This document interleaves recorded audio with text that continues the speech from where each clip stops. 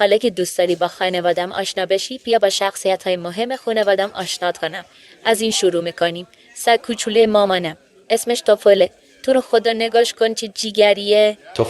توفان مگه اسم اون امتحان زبانه نیست؟ بهتر نیست برای حیوانه خونگی اسم بهتری بذاریم؟ این واقعا ظلمه. این همه اسم خوب هست. مثلا من اگه سگ داشته باشم اسمشو چی میذارم؟ مراد. آره مراد خوبه. خیلی نازنینه نه؟ خیلی من ببینمش میخوابونمش رو زمین، شکمشو ناز میکنم. چی؟ مادر بزرگم رو میخوابونی رو زمین شکمش رو ناز میکنی؟ بازم پرهام. قبلا فقط گوش نمیدادی الان دیگه نگاه هم نمی کنی؟ نسیمین، نه من داشتم مادر بزرگتون میگفتم. مگه شما این کار رو نمی کنین؟ من برای مادر بزرگ خودم این کار رو میکنم.